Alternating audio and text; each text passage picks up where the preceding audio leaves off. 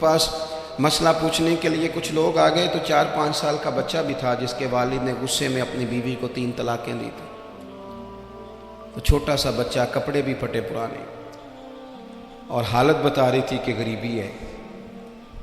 تو جب میں نے مسئلہ بتایا کہ 3 طلاقیں ہو گئی ہیں تو واپس جانے لگے، تو بچہ مجھ سے کہتا ہے، دیہاتی آدمی تو کہنے لگا، مولوی صاحب میری اماں تے نانی کہنی اسن پوچھ کے آئی آپ کہ ہن اسی علیحدہ ہی رہنا ہے۔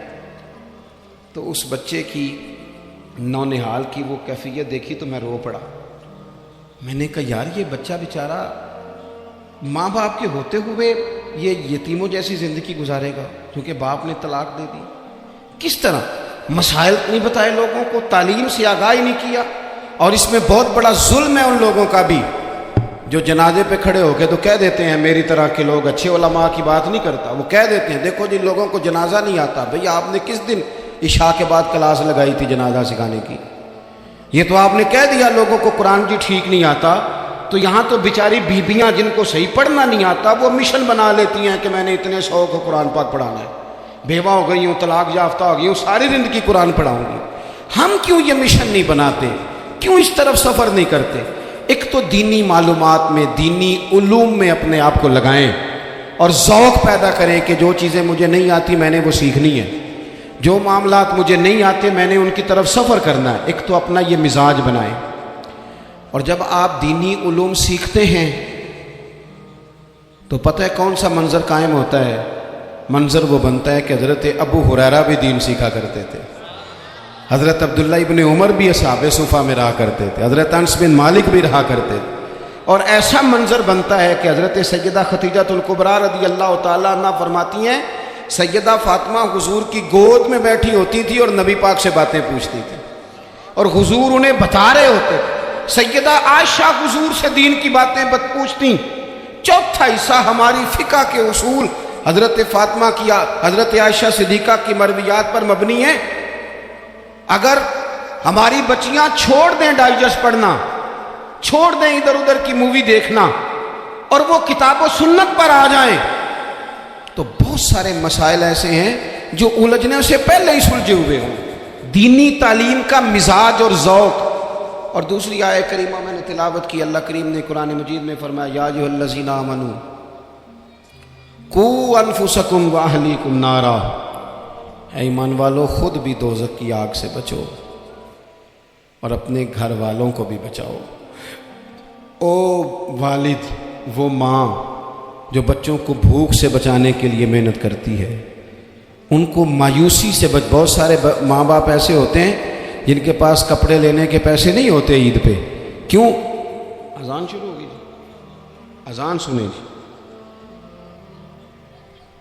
عزیز بھائی، جس طرح ہم اپنے بچوں کو دیکھیں، بہت سارے ماں باپ کے پاس گنجائش نہیں ہوتی، لیکن اس نیت سے کہ بچوں کے دل ٹوٹ جائیں گے، عید پہ کیسے گزارا کریں گے، مشکل سے بھی کپڑے خرید کے دیتے۔ اس طرح ہم اپنے بچوں کو بھوک سے، پیاس سے، مایوسی سے بچاتے ہیں۔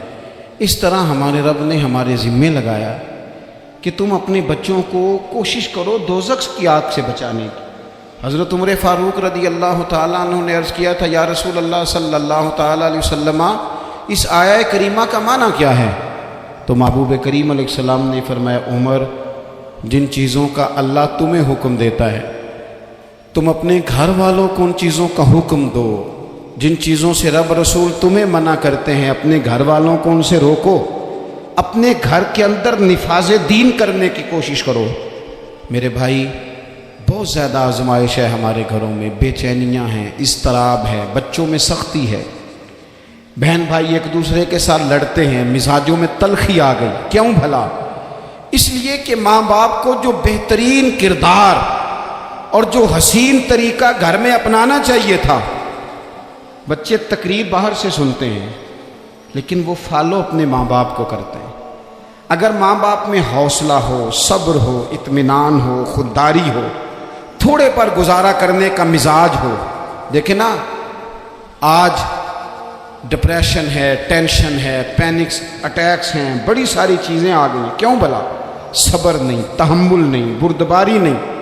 آزمائے۔ ایک دن ایک بچہ میرے پاس آ گیا مدرسے کا اور آ کے وہ رونے لگا میرے گھر والے کہنے لگے کھانا چھوڑ دیں، پہلے اس کی بات سن لے۔ میں نے کہا پتر کیا ہوا، کسی نے مارا ہے کسی استاد نے؟ کہنے لگے نہیں حضرت، گھر فون کیا تھا تو میری اماں اور ابا کی لڑائی ہو رہی ہے۔ بچہ کانپ رہا ہے، ٹانگیں کانپ رہی ہیں۔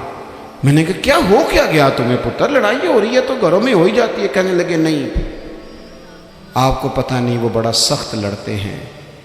میرے والد جب میری والدہ کو مارنے کے لیے آگے بڑھتے ہیں تو ہم سارے چارپائیوں کے نیچے چھپ جاتے ہیں، ہمیں خوف آتا ہے، وہ منظر خطرناک ہوتا ہے۔ یہ کون تکلیف دے رہا ہے اپنے بچوں کو؟ یہاں بیٹھے ہمارے ہاں میلوں دور رہتے تھے اس کے گھر والے، تو وہ تکلیف میں تھا، تو گھر میں کیا کیفیت ہوگی؟ اگر حوصلہ ہو، صبر ہو، قناعت ہو، اللہ کے دیے ہوئے تھوڑے رزق پر ہمیں راضی رہنا آتا ہو، ہمارے گھروں میں سکون آئے، اطمینان آئے، ہم جو زندگی بڑی خوشی خوشی گزار سکتے ہیں۔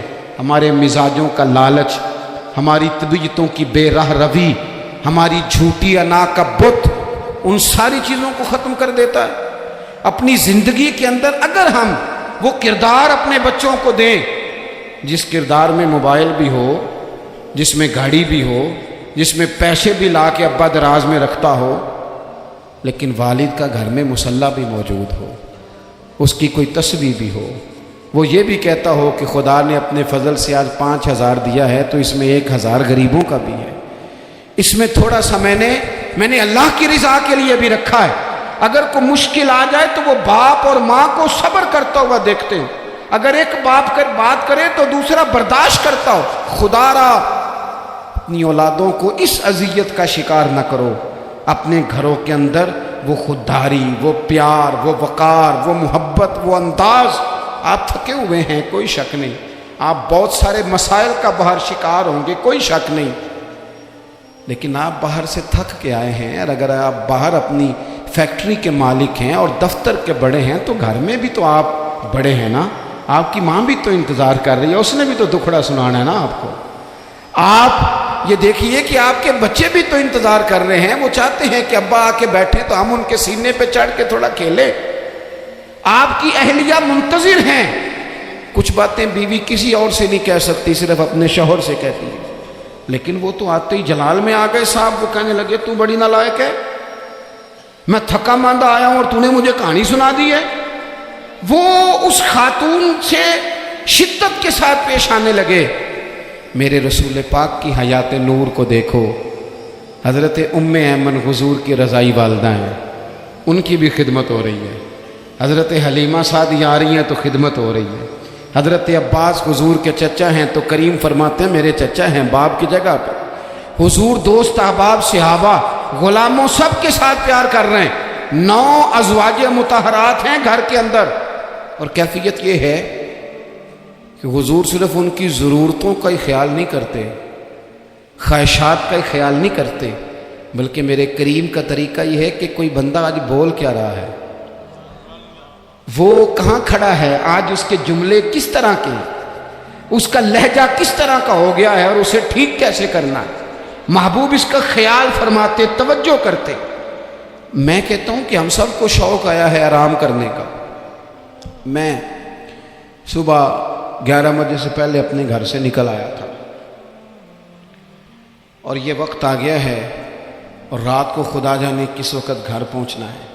کئی دفعہ کیفیت یہ ہوتی ہے کہ گاڑی سے اترتے ہیں تو پھر دل کرتا ہے کہ کوئی اٹھا کے چلائے نہ کبھی، اس کے باوجود بہت سارے لوگ ناراض رہتے ہیں کہ ہم سے مل کے نہیں گئے، فوٹو نہیں کھنچوا کے گئے، فلانی جگہ چائے نہیں پی کے گئے۔ یہ تسلسل ہے، لیکن میں جتنا مرضی تھکا ماندہ گھر جاؤں گا نا، کبھی ایسا نہیں ہوا کہ میں گھر جاؤں تو بڑی ٹینشن میں جاؤں۔ میری گھر والی ایک دن مجھ سے کہنے لگی آپ نے کبھی نہیں کہا کہ میں تھکا ہوا آیا، بندہ تھک بھی تو جاتا ہی ہے نا، کبھی کہاں کرے نا۔ میں نے اسے کہا پتہ کیوں نہیں کہتا، اس لیے نہیں کہتا کہ میں نہیں چاہتا کہ میرے بچے یہ کہیں کہ ہم نے دین نہیں پڑھنا، ہمارا باپ تو بڑی مشکل میں ہے۔ ہم اپنے کام کے بارے میں اپنے گھر میں شکوے کرتے ہیں۔ آپ کسی بچے سے پوچھ لیں کون سا کام کرنا ہے، کہ جڑا ابا جی کر دے رہے ہیں وہ نہیں کرنا۔ کیوں کہ ابا جی ہر روز تو کہتے ہیں میں بڑا الجھ گیا ہوں، یہ کام بڑا مشکل ہے۔ میں چاہتا ہوں کہ میں اپنے بچوں کو یہ بتاؤں کہ پتر میں تو جدھر جاتا ہوں پھول ہی پھول ہیں، میں تو جدھر سے گزرتا ہوں محبت ہی محبت ہے، میں تو جدھر سے دیکھتا ہوں دعائیں ہی ملتی ہیں، تاکہ ان کا شوق پیدا ہو۔ میرے عزیز، آپ تھوڑا سا دل بڑا کریں۔ اگر آپ ایک کی وجہ سے پورا گھر سکون میں آ جاتا ہے تو آپ دل بڑا کیوں نہیں کرتے؟ جگہ ڈھونڈتے ہیں بس مجھے کوئی تنگ نہ کرے، کوئی میری باپ ماں بدولت کوئی پریشان نہ کرے۔ بخاری شریف سنیے، حضرت عائشہ صدیقہ رضی اللہ تعالیٰ عنہ بیٹھی ہیں، حضور فرمانے لگے عائشہ آج ایک بات نہ بتاؤں تمہیں؟ یا رسول اللہ بتائیے۔ حضور فرمانے لگے جب تم مجھ سے ناراض ہوتی ہو تب بھی مجھے پتہ چل جاتا ہے، اور جب راضی ہوتی ہو پھر بھی پتہ چل جاتا ہے۔ تو حضرت سیدہ عائشہ صدیقہ بات سن کے بڑی خوش ہوئی، یا رسول اللہ وہ کیسے؟ حضور فرمانے لگے کبھی کبھی تم قسم اٹھاتی ہو۔ یا رسول اللہ ہاں۔ فرمایا جب ہوتی ہو نا راضی خوش تو پھر کہتی ہو مجھے رب محمد کی قسم صلی اللہ علیہ وسلم، پھر تم میرے نام کے ساتھ رب کریم کا نام ملا کے قسم اٹھاتی ہو، رب محمد کی قسم۔ یا رسول اللہ بالکل ایسے ہی ہے۔ اور فرمایا جب تمہارے دل میں کوئی بات ہوتی ہے نا تو پھر تم کہتی ہو مجھے رب ابراہیم علیہ السلام کی قسم، پھر تم رب محمد نہیں کہتی۔ یہ بخاری مسلم میں موجود ہے۔ حضرت عائشہ صدیقہ نے تو بات سنی تو کھل گئی طبیعت، کہنے لگی کریم صدقے جاؤں یہاں تک خیال فرماتے ہو؟ کس کے جملے کہاں پہنچ گئے، یہاں تک خیال ہے؟ فرمایا مجھے پتہ چل جاتا ہے کہ تمہاری کیفیت کیا ہے، کہاں کھڑی ہو۔ اور بھئی ہم تو اپنی ماں کا بھی خیال نہیں رکھتے۔